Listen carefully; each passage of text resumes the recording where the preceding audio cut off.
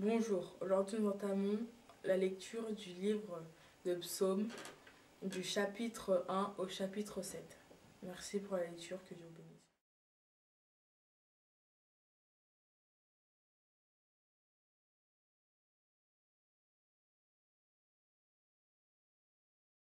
Heureux l'homme qui ne marche pas selon les conseils des méchants, qui ne va pas se tenir sur le chemin de pécheurs, qui ne s'assied pas en compagnie de moqueurs.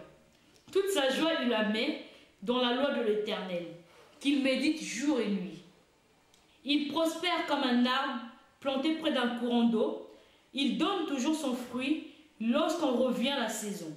Son feuillage est toujours vert, tout ce qu'il fait réussit. Tel n'est pas le cas des méchants qui sont pareils à la paille, éparpillés par le vent. Aussi, lors du jugement, ils ne subsisteront pas, et nul pécheur se maintiendra parmi la communauté de justes. Oui, car l'Éternel prend en compte la voie suivie par le juste, mais le sentier de méchants mène à la ruine. Nous passons au chapitre 2. Pourquoi tant d'effervescence parmi les nations? Et pourquoi trament-elles tous ces complots inutiles? Pourquoi le roi de la terre se sont-ils soulevés et les grands conspirent-ils contre Dieu, contre l'homme qui a reçu son onction? Ils s'écrient ensemble, faisant sauter tous les liens et jetant au loin leurs chaînes. Mais ils rient. Celui qui siège sur le trône dans le ciel, le Seigneur se moque d'eux. Et, dans sa colère, il les frappe d'épouvante, en leur tenant ses discours. Moi, j'ai établi, moi roi par onction, sur Sion, ma montagne sainte. Je publierai le décret qu'a promulgué l'Éternel. Il m'a dit, tu es mon fils. Aujourd'hui, je fais de toi mon enfant. Demande-moi, que veux-tu? Je te donne en patrimoine tous les peuples de la terre. Et le monde, jusqu'à ce confin lointain, sera ta propriété. Avec un sceptre de fer, tu les soumettras. Comme des vases d'argile, tu les briseras. C'est pourquoi, roi de la terre, montrez-vous intelligent. Laissez-vous donc avertir, dans la crainte, servez l'Éternel, et, tout en tremblant, exultez de joie. Ô fils, rendez votre hommage pour éviter qu'il s'irrite et que vous périssiez tous dans la voie que vous suiviez. En un instant, sa colère contre lui peut s'enflammer. Oui, heureux sont tous les hommes qui en lui cherchent leur refuge. Nous passons au chapitre 3. Ô Éternel, mes ennemis sont si nombreux. Oui, si nombreux mes adversaires qui se sont dressés contre moi. Et si nombreux qu'ils prétendent qu'il n'y a plus en aucun secours pour moi auprès de Dieu. Pourtant, ô Éternel, tu es pour moi un bouclier qui me protège. Ô Éternel, ma gloire, tu me feras marcher encore la tête haute. En haute voix, je crie vers l'Éternel. De sa montagne sainte, mon Dieu m'exaucera. Je me couche et je m'endors, l'esprit serein. Je me réveille en paix car l'Éternel est mon soutien. Je ne craignais donc pas ces multitudes qui se sont postées autour de moi. Éternel, lève-toi, au secours mon Dieu, sauve-moi. Tu gifles tous mes ennemis, tu casses les dents aux méchants. De l'Éternel vient le salut. Ô Éternel, fais reposer ta bénédiction sur le tien. Nous passons au chapitre 4. Quand j'appelle à l'aide, Dieu me rend justice. Oh, réponds-moi. Tu délivres de la détresse. Dieu, fais-moi grâce et entends ma prière. Et vous, les hommes, jusqu'à quand jetterez-vous les discrédits sur mon honneur? Jusqu'à quand vous plairez-vous à poursuivre le vent et le mensonge? Sachez-le bien, l'Éternel s'est choisi un homme qui lui est fidèle. Et il m'entend quand je l'appelle. Mettez-vous en colère, mais n'allez pas jusqu'à me pécher. Réfléchissez sur votre lit, puis taisez-vous. Offrez les sacrifices conformes à la loi et confiez-vous en l'Éternel. Ils sont nombreux ceux qui demandent d'où nous viendra donc le bonheur. Ô Éternel, porte sur nous un regard favorable, que notre vie soit illuminée. Tu mets dans mon cœur de la joie, plus qu'ils n'en ont jamais, quand leur moisson abonde, quand leur vin nouveau coule. Dans la paix, je me couche et je m'endors aussitôt, Grâce à toi, Seigneur, ô Éternel, je demeure en sécurité.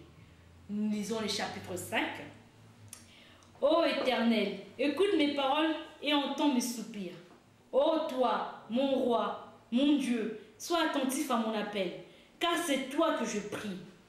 Éternel, depuis l'aube, ma voix s'est fait entendre, car dès le point du jour, je me présente à toi et puis j'attends. Car tu n'es pas un Dieu qui prend plaisir au mal. Celui qui est méchant n'est pas reçu chez toi. Les isolants ne peuvent pas subsister devant toi. Tu hais tous ceux qui font le mal. Tu fais périr tous les menteurs. Les assassins et les trompeurs sont en horreur à l'Éternel. Par ta grâce infinie, je peux entrer dans ta maison et, en te révérant, me prosterner et t'adorer dans ton saint temple.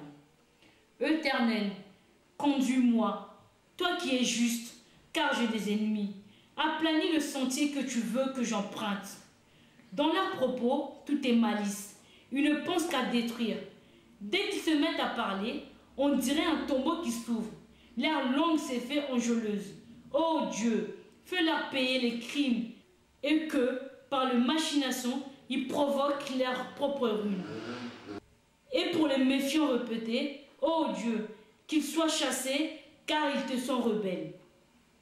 Mais que tous ceux qui trouvent un refuge en toi soient à jamais dans l'allégresse et poussent des grands cris de joie, car ils sont sous ta protection. Et que tous ceux qui t'aiment se réjouissent grâce à toi. Éternel, tu bénis le juste et tu le couvres de ta grâce comme un bouclier. Nous passons au chapitre 6. Éternel, mon Dieu, malgré ta colère, ne me punis pas, et dans ton courroie, ne me châtie pas. Éternel, aie pitié de moi, car je suis sans force. Ô Éternel, guéris-moi, car de tous mes membres, vois, je suis tremblant. Je suis en plein désarroi. Quand viendras-tu donc, Éternel, à mon secours? Ne voudrais-tu pas revenir vers moi pour me délivrer? De ton amour, sauve-moi, car ceux qui sont morts ne sont plus capables de parler de toi. Qui peut te louer au séjour de mort? Or, à force de gémir, je suis épuisé et, durant la nuit, sur mon lit, je pleure. Ma couche est trempée, inondée de larmes. Mes yeux sont usés, tant j'ai des chagrins, ils n'en peuvent plus. Ce sont tous mes ennemis qui en sont la cause. Retire-moi vers tous, artisans du mal, car l'Éternel voit mes larmes. L'Éternel exauce mes supplications. L'Éternel accueille ma prière. Tous mes ennemis seront dans la honte, dans l'épouvante, ils reculeront soudain, tout honteux. On lit le chapitre 7. Ô Éternel, mon Dieu, si j'ai agi comme on me le reproche, si j'ai commis un crime, si j'ai causé du tort à mon ami, si sans raison j'ai dépouillé mon adversaire, alors qu'un ennemi se mette à me poursuivre, qu'il me rattrape et me piétine, qu'il traîne mon honneur dans la poussière. Ô Éternel, ta colère dresse-toi contre la furie de ceux qui sont mes adversaires et veille à mes côtés, toi qui as établi le droit. Que les nations s'assemblent autour de moi et toi domine-les de hauteur de ton trône. Ô Éternel, toi le juge de peuple, rends-moi justice et agis selon ma droiture. Qu'il me soit fait selon mon innocence. Mets donc un terme aux méfaits de méchants. Et affermis-moi. Mets donc un terme aux méfaits de méchants et affermis le juste, toi qui es juste et qui sonde le cœur et les désirs secrets. Dieu est mon bouclier. Il sauve qui a le cœur droit. Dieu est un juste juge qui, chaque jour, fait sentir son indignation, à qui il ne revient pas à lui. L'ennemi aiguise son glaive, il tend son art et se met à viser. Il se prépare des armes meurtrières et il apprête des flèches enflammées. Il conçoit des méfiants, porte en son sein le crime et il accouche de la fausseté. Il creuse en terre un trou profond. Mais dans son piège, c'est lui qui tombera. Son mauvais coup se retournera contre lui et sa violence lui retombera sur la tête. Je louerai l'Éternel pour sa justice. Je célébrerai les chants, le Dieu très haut. Nous vous remercions de nous avoir écoutés. À la semaine prochaine. Que le bon Dieu vous bénisse.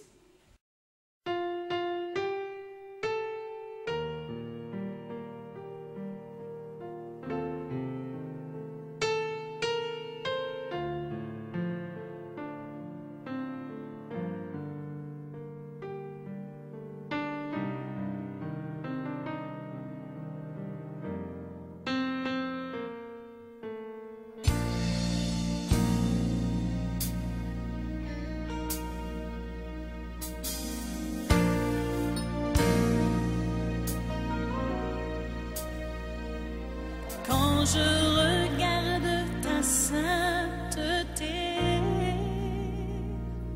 et quand je contemple ta beauté, les choses qui